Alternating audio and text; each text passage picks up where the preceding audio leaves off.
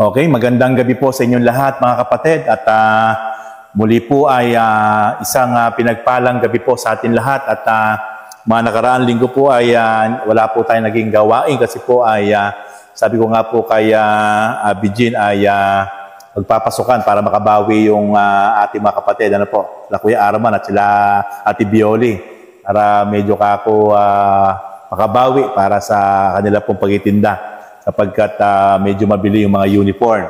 Okay. Noong nakaraan naman pong Webes, tatapat birthday ko. Ano po? Nauwi kami ng Pampanga. Nauwi kami ng Pampanga sa mga biyanan ko po. Okay, sige po. Tayo po ay simula na. At muli po ay tayo po ay dadako na po sa pag-aaral ng salita ng Diyos. At tayo po ngayon, i-prepare na po natin yung ating pong mga sarili, yung ating mga pandinig at tayo po ngayon ay makikinig na po ng salita ng Diyos. Handa na po ba kayo mga kapatid? Okay, praise God. Na-miss niyo po ba yung gawain ng Panginoon? Na-miss ko rin po kayo. Praise God. Hallelujah. Okay, sige po. Tayo po ay start na po. At ang ating pong topic ngayon ay may pamagat po na what is the situation in heaven? Ano nga ba yung kalagayan sa langit? Yan po yung ating pong pag-aaral sapagkat ito po yung inaasam ng bawat isang tao.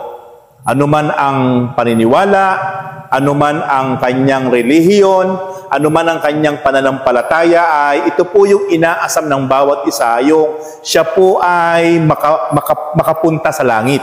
Pero sa oras pong ito ay ito po yung atin po ngayong pag-aaralan. Ano nga ba yung tunay na kalagayan? Ano nga ba yung tunay na sitwasyon doon sa langit? Kasi po, napakahalaga po na bago muna po natin mapuntahan ang isang lugar, dapat alam natin kung ano yung sitwasyon doon.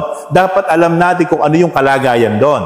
Ito po yung ating pong pinaniniwalaan na tayo po ay darating po ang panahon, whether you like it or not, na ang bawat isa po sa atin, totoo po talagang sumampalataya, totoo po talagang nanalig sa ating Panginoon sa Kristo ay tayo po'y pupunta ng langit doon po sa piling ng ating Panginoon Diyos. Kaya po, sa oras na ito, napakahalaga na ano ba ang meron doon? Ano ba ang sitwasyon sa langit? Kaya po, kayo po ngayong gabi ay atin pong aalamin kung ano ang tunay na kalagayan at sitwasyon sa langit. Handa na po ba kayo? Okay, sige po. Ating pong pag-aralan. Number 1, there is no more death. Sa langit po, doon po ay wala na pong kamatayan. Ito po ang pinakamagandang mabuting balita na ating pong malalaman kapag tayo po ay napunta na po ng langit at nandun na po tayo, eternal forever, hindi na po makakaranas ng kamatayan ang bawat isang nando doon. Ang tao po habang nasa lupa pa, habang nasa mundo pa, kahit gaano mo kaingat sa iyong katawang pisikal, kahit gaano mo kayaman, kahit gaano mo pa pinoproteksyonan ng iyong katawan, kahit umiinom ka pa, lumalaklak ka pa ng mga vitamins na napakadami, pero darating ang araw din, tayo po ay papanaw at mamamatay din. Pero po, doon sa langit, napupuntahan ng bawat isang totoong makakarating doon ay hindi na po makakaranas ng kamatayan. Ano po ang sabi ng Bible? Basahin po natin sa Luke chapter 20. Lucas chapter 20 verse 35 to 36. Ito po ang sabi ng Biblia. Ngunit ang mga lalakit babaeng karapat-dapat na mapasama sa muling pagkabuhay ay hindi na mag-aasawa. Hindi na rin sila mamamatay sapagkat matutulad sila sa mga anghel. Sila'y mga anak ng Diyos dahil sila'y napabilang sa mga muling binuhay. So makikita po natin itong mga babae at lalaki na ito na napasama sa muling pagkabuhay ay hindi na mamamatay doon sa kalangitan. Kaya napakapalad po ng bawat isang babae at lalaki na totoong talagang nakakilala sa Panginoon, totoong sumunod sa ating Panginoon, sa kalooban ng Diyos Ama, sapagkat sila'y mapapabilang doon sa papapasukin sa kalangitan, sa tirahan ng Diyos. At doon ay hindi na po makakaranas ng kamatayan. kahit anong uri ng kamatayan ay hindi na po mararanasan ng bawat isang taong muling nabuhay matapos mamatay, at doon po ay hindi na po siya makakaranas ng tinatawag na ikalawang kamatayan at anumang klaseng kamatayan, sapagkat eternal forever na po ang buhay doon sa langit. Kaya kung bakit po tayo, ito po, talagang tayo po ay patuloy pong nag-aaral, patuloy po talagang nagpapakalalim patungkol po sa salita ng Diyos, sapagkat ito po yung atin po talagang inaalam. Batay sa ating pananampalataya, patuloy pong tinatalakay po natin, pinag-aaralan po natin, base po sa banal na kasulatan, sa salita ng Diyos, hindi sa salita ng tao. Kaya mapapansin niyo po, sa bawat pag-aaral po natin, kapag tayo po'y may tinatalakay, kagad po meron pong bersikulo sa Bible. Kapag tayo po'y meron pong sinasabing mga puntos por puntos, kagad po merong supporting verse, sapagkat hindi po pwedeng haka-haka yung ating paniniwala. Dapat po meron tayong malalim at matibay na batayan mula po sa Biblia para hindi po tayo maligaw. Kaya po, unang-una, ito po pinatunayan po ng salita ng Diyos, doon sa langit, wala ng kamatayan. Pero dito po sa lupa, habang nabubuhay tayo, hindi po maiiwasan na tayo po ay papanaw. Talagang una-una lang po ang kamatayan. Pero may pangako ang Diyos. Pagka tayo muling binuhay at tayo ay isinama ng Panginoon doon sa kalangitan, doon ay wala ng kamatayan. Kaya ito po ang napakagandang balita na sa atin po ngayon talagang tinatahak papunta po doon sa buhay na walang hanggan. Hindi na po tayo makakaranas ng kamatayan, sapagkat tayo po ay may buhay na walang hanggan. Ikalawa po, sa Revelation chapter 21, verse 4a. Aklat ng Pahayag, chapter 21, verse 4a, sabi po ng Biblia, at papahirin niya ang bawat luha sa kanilang mga mata. Wala ng kamatayan. Praise God. Dito po sa lupa, kahit minsan gaano tayo kaligaya, gaano tayo kasaya, darating po yung punto talagang luluha tayo, iiyak tayo. Lalo't kapag yung ating mga mahal sa buhay ay biglang pumanaw, bigla tayong iniwanan. Talagang may kamatayan. Pero doon sa langit, wala ng kamatayan na mararanasan ang bawat isa po sa atin. Nandun tayo sa piling ng ating Diyos. Ito po ang pinakamasarap na atin po talagang panghahawakan. Na napakapalad po natin, tayo pong mga tunay na nakakilala, sumampalataya at nanalig sa ating Panginoong Kristo ay meron na pong buhay na walang hanggan at wala nang mararanasang kamatayan. Ikalawa, ano ang tunay na sitwasyon sa langit? There is no more pain, sorrow, and crying. Doon sa langit, wala nang sakit, wala nang dalamhati, wala nang pag-iyak, wala nang lungkot. Ito po ang pinakamasarap na sitwasyon sa langit.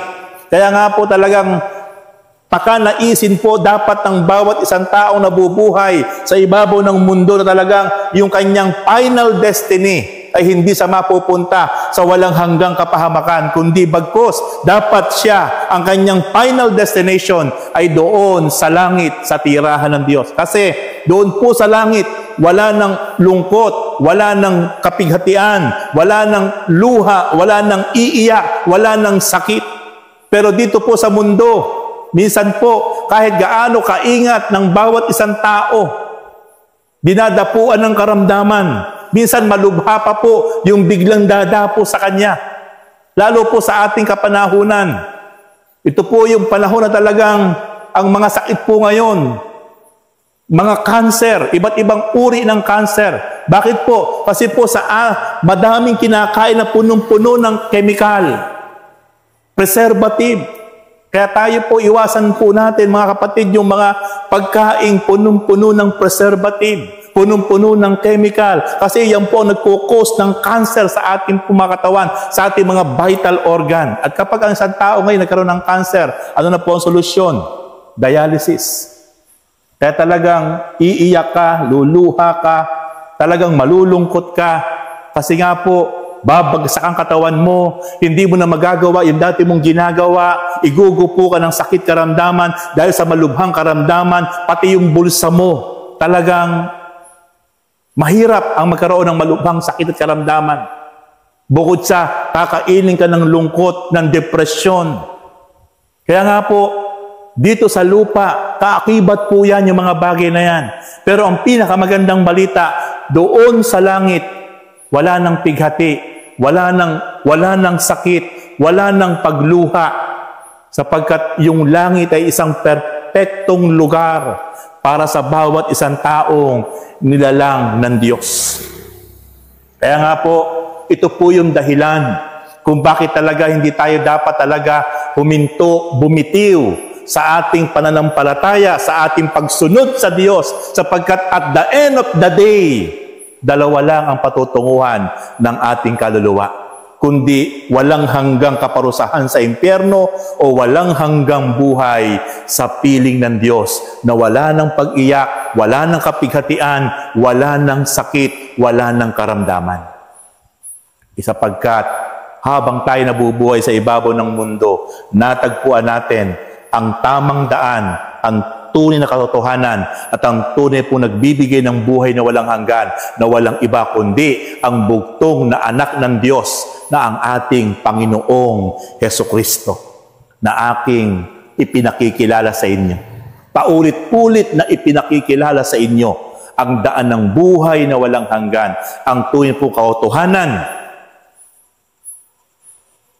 at ang tunay pong nagbibigay ng buhay na walang hanggan, ang ating Panginoong Hesukristo.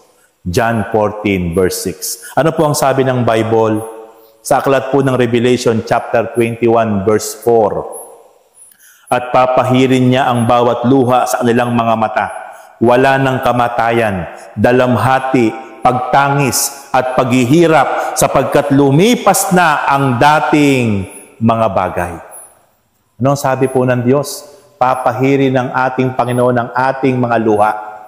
Wala ng kamatayan, wala ng pighati, wala ng pagtangis, wala ng dalamhati, wala ng paghihirap, wala ng pag-iyak.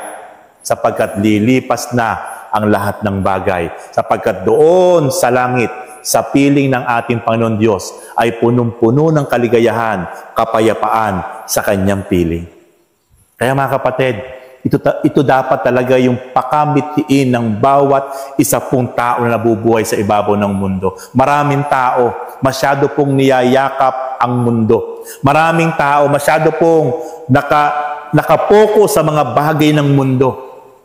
Dito po niya inuubos ang kanyang lakas, ang kanyang panahon, ang kanyang oras, ang kanyang resources. Pero nakalimutan niya na bigyan ng higit na importansya ang tunay na maghahatid sa atin doon sa kalangitan, walang iba kundi ang pagsunod sa kalooban ng Diyos. Mga kapatid, makamit man natin ang yaman ng buong daigdig. Sabi po ng Diyos sa kanyang salita, kung mapapahamak naman ang ating kaluluwa, it is nothing, it is useless. Ito'y, ano ang saysay nito? Napakarami pong mga tao ngayon na talagang nagpapakadalubhasa, nagbubuhos ng maraming oras, panahon at lakas sa mga bagay na temporal lamang sa mundong ito. Pero alam niyo po ba, ang buhay sa ibabaw ng mundo ay temporal lang. Pero dapat mas higit na binibigyan natin ng importansya ang buhay na hahantong doon sa ating Panginoon sa langit, eternal, forever. Kaya itong mga ganitong gawain, napakahalaga po nito sa buhay ng isang tao sapagkat masyado na po tayong exhausted sa nangyayari sa mundo. Masyado na po tayong pressure sa ating buhay, sa ating pong sitwasyon sa buhay. Nakakapagal, nakakapagod, pero nakalulungkot. Hanggang dito lang yung lahat ng ating pinagpupukosan na yan. Hindi tayo kayang dalhin yan patungo sa buhay na walang hanggan. Pero ang mga bagay na espiritual, patungkol sa kalooban ng Diyos, ito ang maghahatid sa atin patungo sa buhay na walang hanggan doon sa kalangitan. Na kung saan sinasabi ng Diyos sa kanyang salita, doon ay wala ng luha, doon ay wala ng dalamhati, doon ay wala ng pighati, doon ay wala ng luha, wala ng iiyak, sapagkat lumipas na ang lahat ng bagay. Revelation 21 verse 4. Kaya mga kapatid, napakapalad po ng bawat isa po sa atin kung tayo po ngayon ay patuloy na ating pong tinatahak, minimithi na tayo po ay makarating ng langit sa pamamagitan ng ating tamang pananampalataya, tamang relasyon at pagsunod natin sa kalooban ng Panginoon. Titiyain ko po sa inyo, yan po ay ang tamang landas patungong kalangitan. Ikatlo, there is no more night. Doon po sa langit, wala na pong gabi. Wala na pong dilim. Di po ba minsan, sa atin po mga ginagawa sa maghapon, pag nakikita mong dapit hapon na, dumidilim na, para po bang nalulungkot tayo? Di ba minsan, ay gabi na naman. Di po ba? Kasi minsan po mas masarap pagka yung nag-uumaga, araw. Kasi po ito po yung panahon na nagagawa natin yung mga bagay na gusto nating gawin. Masaya po tayo, excited po tayo. Pero pagka dumidilim na, papagabi na, para po bang may lungkot? Kasi nga po yung gabi po, yung dilim, ay nagsisignificant po yan ng kalungkutan. Para po bang, ay tapos na yung ating ginagawa, ihinto na natin to. Ay tapos na yung ating pagkasama-sama. Kaya kailangan natin maghiwa-hiwalay. Pero doon po sa langit, wala pong gabi, walang dilim. Doon ay puro kaliwanagan. Nagniningning po ang kaluwalhatian ng Diyos na ating pong kasama. Ano po ang sabi ng Revelation chapter 22 verse 5? Pahayag 22 verse 5. Dooy wala ng gabi.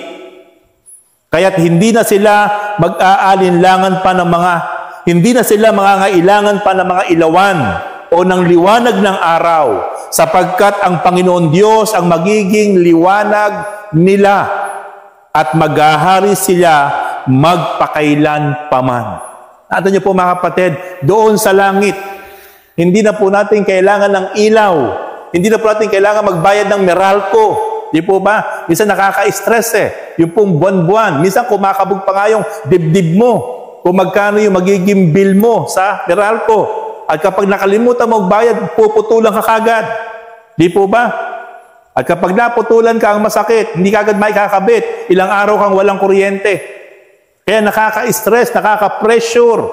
Yung ikaw ay, ang liwanag mo ay dahil lang po sa electricity at nagbabayad ka. Pero doon sa langit, wala ka ng bill na babayaran buwan-buwan.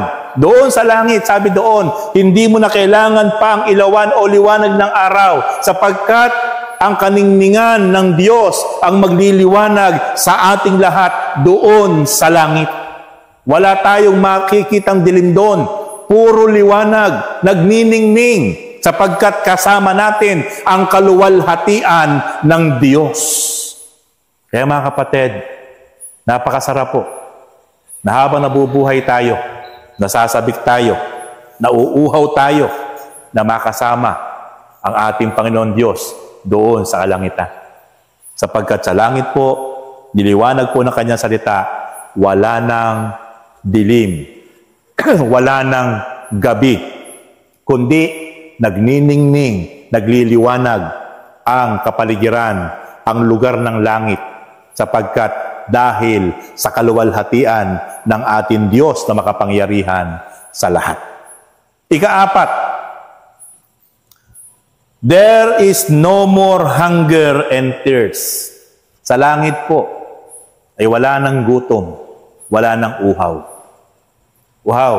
Ito po yung pinakamasarap na sinasabi ng Diyos sa Kanyang salita. Wala nang magugutom, wala na ring mauuhaw. Sapagkat ibang klase ang magiging sitwasyon ng bawat isang kaluluwa, ng bawat taong mapupunta ron. Hindi na magugutom, hindi na mauuhaw. Dito po sa mundo, pag hindi ka kumain, pag wala kang pagkain, pag wala kang nainom na malinis sa tubig, saglit lang mamamatay tayo. Magkakasakit tayo. Kahit anong ingat natin. Pero kapag wala ka ng kinakain, wala ka ng iniinom na malinis sa tubig, ang dulot nun, sakit, kamatayan. Pero sa langit, sinabi ng Diyos sa kanyang salita, doon ay wala ng gutom, wala ng pagkauhaw.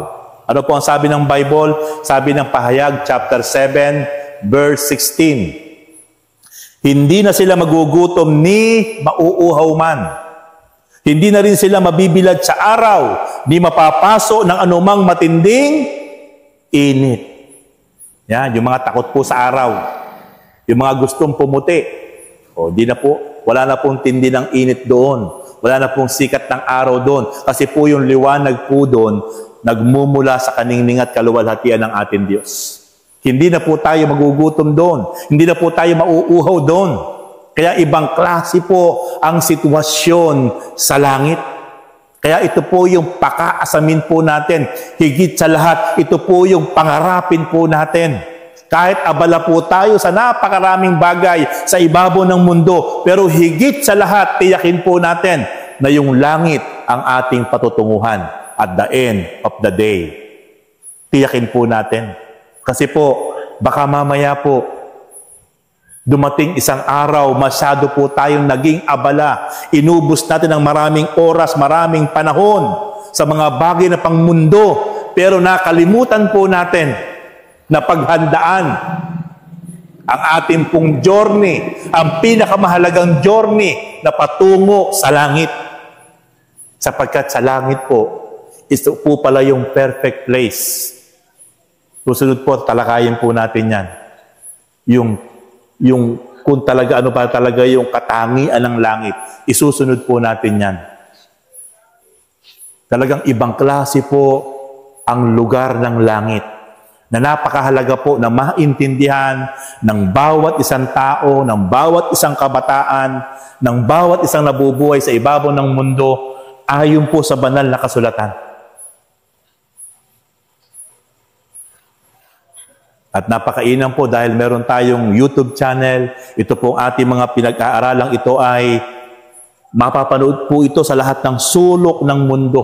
Aabutin po ang bawat isang kababayan po natin nasaan man sa panig ng mundo para maintindihan niya kung ano talaga ang sitwasyon sa langit. Para lalo po tayong ma-inspired. Para lalo po tayong masabik na kahit ano yung ating pinagdadaanan sa ibabaw ng mundo, kahit ano yung ating kinakaharap sa ating buhay, pero meron pala tayong pag-asa at iniintay na isang napakagandang sitwasyon doon sa langit na tirahan ng ating Diyos na wala na palang gutom doon, wala na palang uhaw doon, wala na palang dalamhati doon, wala na palang pighati doon, wala na palang luha doon, wala na palang pag-iyak doon, wala na palang dilim doon. Heaven is a perfect place. Hallelujah. Dito po, kahit anong ganda ng bawat isang bansa, mamamangha ka sa lugar, pero hindi mo masasabing perfecto pa rin yung lugar na yon, yung bansang iyon. Kasi malayong malayo sa katangian at sitwasyon ng langit na ating pinag-aaralan. And then next point, there is no more curse from God. Sa langit po, wala na pong sumpa mula sa Diyos. Dito po sa mundo, meron pong sumpa na mararanasan ng bawat isang tao na mula sa Diyos, lalo tigit ang mga taong lumalabag, sumusuway sa kalooban ng Diyos. Lahat ng taong hindi kumilala, lahat ng taong namumuhay sa kasalanan, lahat ng taong hindi pinararangalan ng Diyos, nasa ilalim ng sumpa. Habang sila nabubuhay sa ibabaw ng mundo. Eh, mapapansin niyo po, merong mga tao na talagang puro pighati, puro lungkot,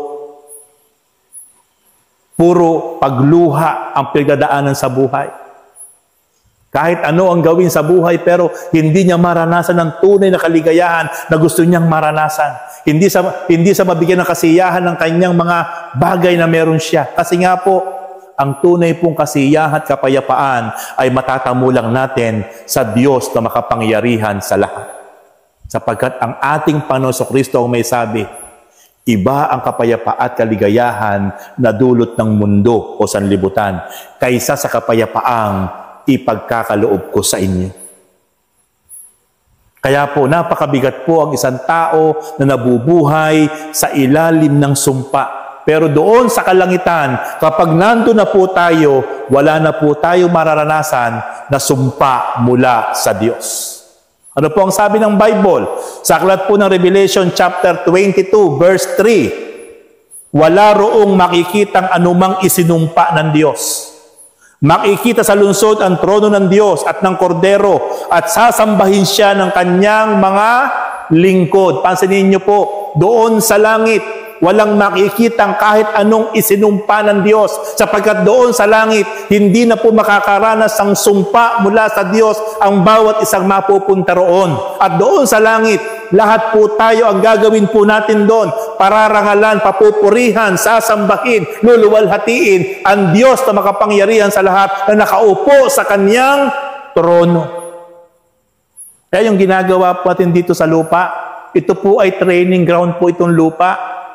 Kaya kung bakit po tayo nagbibihis, gumagayak, isinusuot ang magagandang damit, pupunta po tayo ng church pag araw ng linggo, at doon sa church papalakpakan siya, doon sa church itataas natin ang ating mga kamay, doon sa church talagang luluwalhatiin natin siya, aawitan natin siya, doon sa church patutugin ng mga iba't ibang instrumento. Ito po'y training ground natin. Kasi po doon sa langit, wala tayong ibang gagawin doon upang patuloy po siyang awitan, parangalan, papurihan. Kaya yung ginagawa po natin dito sa lupa, na siya po'y sinasamba, pinararangalan, kinakausap, niluluwalhati, inaawitan, sinasayawan, pinapalakpakan, yan po ay pagtitrain po sa atin ng Diyos. Sapagkat kapag nandun na po tayo, yan din po ang ating itutuloy na gagawin sa Kanya. Mas matinding pagsamba habang siya nakaupo sa Kanyang trono. At worth it po. Bakit? Kasi po habang sinasamba natin siya, grabe po yung atmosphere sa langit. Wala na po doon isinumpa ang Diyos. Sa langit po, wala na pong dilim, wala na pong gabi. Sa langit po, wala na pong lungkot, wala na pong pigati, wala na pong gutom, wala na pong pagkauhaw. Yun po yung atmosphere na mararanasan ng bawat isang tao na nasa langit at wala na pong kamatayan. Grabe po ang balik naman po sa bawat isa sa atin habang niluluwalhati natin siya. Kaya po, habang tayo nasa lupa, napakahalaga po na ito po ay talagang patuloy po tayong nasasanay sapagkat yan din po ang gagawin natin sa langit. Sapagkat sa langit, sabi nga po ng Bible, habang nakaupo siya sa trono, siya'y sasambahin ng kanyang mga lingkod. At doon wala nang makikita ng mga sinumpa ng Diyos. And then, last point, there is no more sinful people. Ito po ang napakasarap na maranasan po natin. Dito po sa mundo, kinakabahan ka, laging kumakabog ang dibdib mo kapag ikaw'y naglalakad sa isang lugar, lalo't gabi na sapagkat kumakabog, sapagkat alam mo na baka may makasalubong ka, baka meron kang makasabay ng mga masamang loob, masamang tao na gawang ka ng pangit, sapagkat ang mundo ay punong-puno ng mga taong walang kaluluwa, walang puso. Lalo po sa ating kapanahunan. Kasi nga po ito'y dulot ng isang taong ang nagkukontrol sa kanya ay ang kaaway, ang dyablo. Ang mga taong magamat merong relihiyon pero walang tamang relasyon sa Diyos ay punong-puno ng masamang mga hangarin sa kanyang kapwa. Ito po ang pinakamasakit na katotohanan habang tayo nabubuhay sa ibabaw ng mundo, kahit tayo ay talagang naglilingkod, sumusunod sa Diyos, pero nandito po tayo sa lugar na kung saan kahalubilo po natin ang napakaraming tao na iba-iba po ang kanilang damdamin. Mapakaraming taong masama ang mga balak sa kapwa niya. Handang pumatay, handang gumawa ng masama na hindi po nagsisisi at parang yun na po ang routine ng buhay niya. Pero sa langit po ang pinakamagandang sitwasyon sa langit. Kapag nandun na po tayo, sa langit po, wala na po mga taong makasalanan. Wala na po mga taong masama. Yun po ang pinakamaganda. Ano po ang sabi ng Bible sa Revelation chapter 22 verse 15? Subalit maiiwan sa labas ng lungsod ang mga asal-aso, ang mga mangkukulam, ang mga nakikiapid, ang mga mamamatay tao, ang mga sumasamba sa Diyos-Diyosan, at ang mga mahilig magsinungaling at mandaya. Sabihin niyo po, maiiwan sa labas ng lungsod. Ibig sabihin, lahat ng taong makasalanan, lahat ng taong masama, hindi makapapasok sa lungsod. At ang lungsod po tinutukoy ay ang langit. Hindi pwedeng pumasok ang sino man taong mangkukulam, mamamatay tao, asal-aso, sabi po ng Biblia, sumasamba sa mga Diyos-Diyosan. Pasanin niyo po, yung mga taong may relihiyon, pero sumasamba sa mga Diyos-Diyosan, wala pong karapatang pumasok sa langit. Ang makapapasok po sa langit, yung mga taong tunay na ang sinasamba, ay ang Diyos na makapangyarihan sa lahat, na hindi nakikita, pero nararanasan. Kabilang po tayo mga kapatid doon, na ang ating sinasamba, pinararangalan, ay ang Diyos na hindi nakikita, pero makapangyarihan. Ang mga taong hindi sinungaling, ang mga taong hindi pumapatay ng tao, sila po ang mga taong nabago ang buhay, nagsisi, tumalikod sa kasalanan. Ang mga taong hindi nandadaya, sila po ang qualified na papapasukin sa langit. Kaya mga kapatid, yan po yung atin po ngayon na pag-aralan, kung ano ang tunay na sitwasyon sa langit. At I hope ito pong mensaheng ito ay patuloy pong magbigay sa atin ng inspirasyon, na patuloy pong kasabikan po natin na ang bawat isa po sa atin ay habang nabubuhay sa ibabaw ng mundo, ay pakaasamin natin na lahat ng ating ginagawa, ito ay nagki-create ng ating pong landas patungo sa langit. Kung bakit po natin ito ginagawa, ito pong ating pag-aaral ng salita ng Diyos, hindi po tayo dito naglalaro, nagbibiru-biruan. Ito po ay for preparation. Kung paano po tayo patitibayin ng ating pananampalataya, kung paano po tayo huhubugin, kung paano po tayo unti-unti ay ating mararating yung ating journey papunta sa buhay na walang hanggan.